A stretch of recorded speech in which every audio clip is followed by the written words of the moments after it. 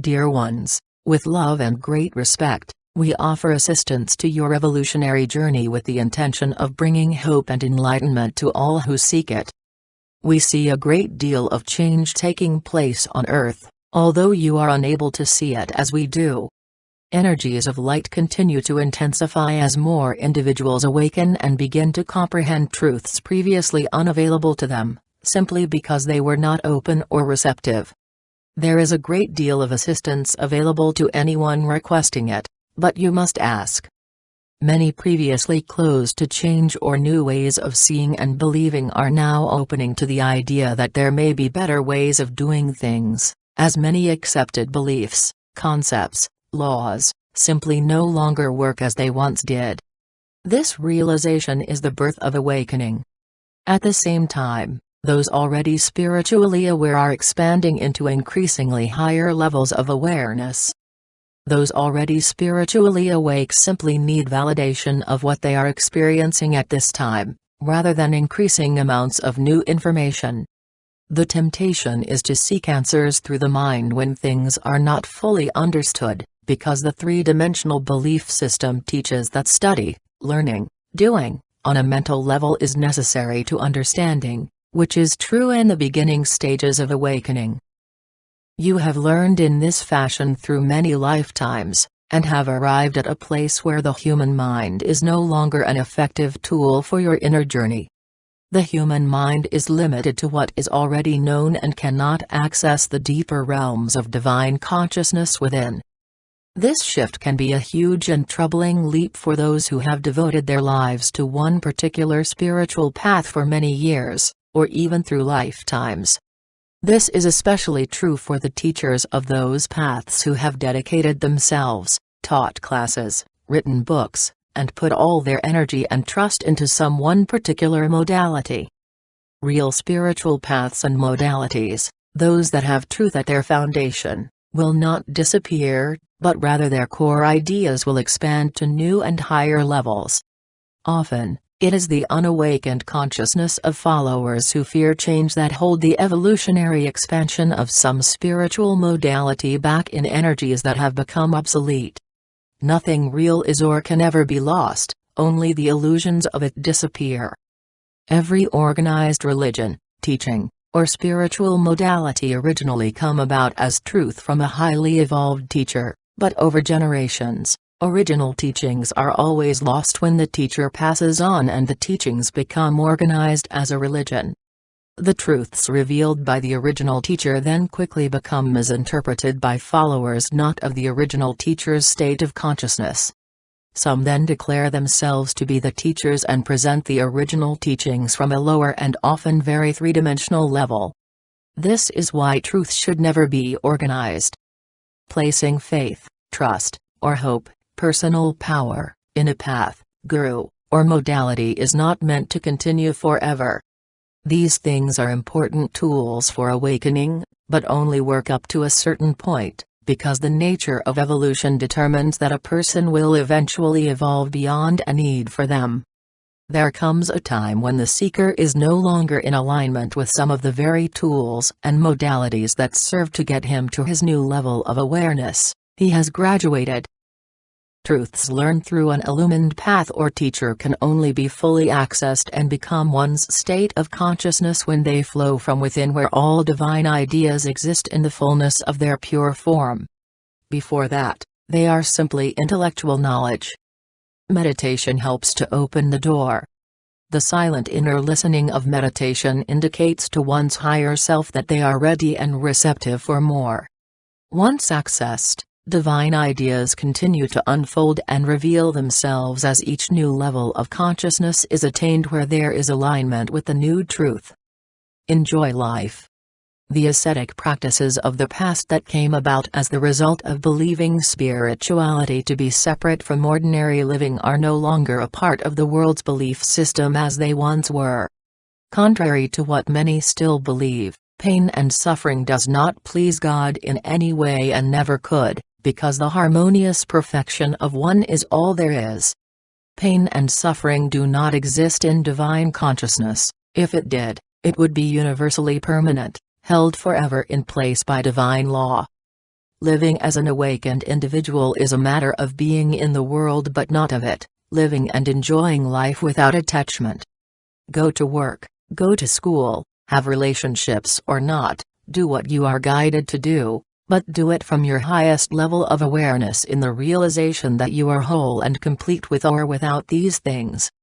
Spiritual living is the experiencing of ordinary activities from a place of love, one that is able to look through appearances of good or bad with no attachment to their outcome, in the realization that everything is spiritual and what is being seen is a three-dimensional mind interpretation of it. You come to understand that your wholeness and completeness is not dependent upon your education, money, body shape, or anything else three-dimensional thinking defines as success. You are comfortable wherever you are, and in all situations, because you know who you are. At this point, you can go to church or not, because you know that God is only in church if you bring Him with you. You begin to have more patience and love for those around you, knowing that they have a soul contract and lessons they are learning. You begin to accept the idiosyncrasies of family, friends, and strangers, instead of giving them power over you for good or bad. You are able to watch news or not from a level of detachment rather than fear and worry, because you now realize that in spite of appearances, all is well. Living becomes a being in the world but not of it. Allowing the evolutionary progress of self and others is love. It is the realization that everything proceeds according to plan without the need for mental plotting and scheming, because in reality, the earth is a spiritual universe peopled by sons of God. Gaia, who is a living soul and not a piece of dirt, is ready for her next evolutionary step, and human thinking cannot stop it because there is a much bigger picture happening than what third-dimensional thinking can know or even imagine. Spiritual consciousness allows others to live their personal journey without the interference that so often happens when well-meaning do-gooders and many groups misinterpret love. The belief that anyone who does not believe the same must be saved from their ignorance is a perfect example of how the belief in separation manifests in the world. Others are separate from real truth and need those who have it, to save them. Concepts of separation are basic to most organized religions, who in turn, send out missionaries in a false sense of duty to convert and save anyone who does not believe as they do. Efforts to save and convert others, however well-intended, are always ego-based. My way is the only right way, and more often than not, bring pain and suffering to the recipients while destroying any spiritual practices already in place that are often more evolved than those of the missionary. Every individual can only save themselves. No church, guru, saint, teacher, or practice can do it for you, although these things can open the door for those ready and receptive. Everyone has divine source consciousness already fully present within, ready to speak and guide the moment they choose to listen. Sincerely seeking help or guidance aligns an individual with the help and guidance needed.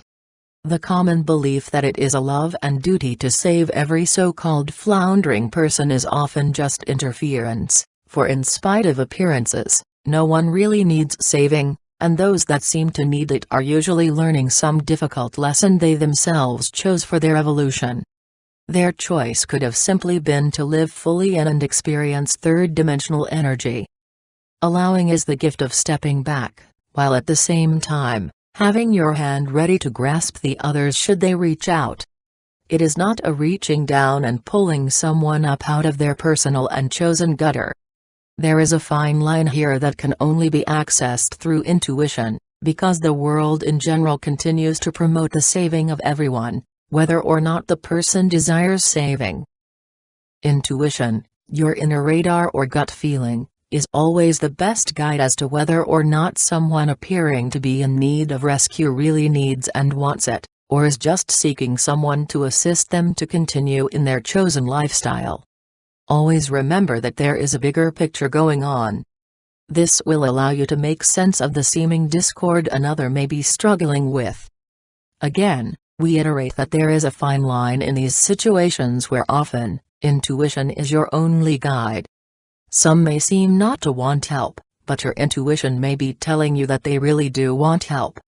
Others may seem to want help, but only do it because it was forced upon them, and soon return to their chosen lifestyle. Not everyone is ready to be saved physically, emotionally, mentally, or spiritually, and to presume otherwise is very human. Free will allows everyone to choose the gutter of their choice, and it is not the responsibility of you, or angels, or even their guides to interfere with their choice. Always hold yourselves in the energy of compassion and not sympathy, for in sympathy you align with the person's lower resonating energy. Your own personal choice may be that it is time to remove yourself from the person or situation, which can be difficult when it is a family member, partner, or child.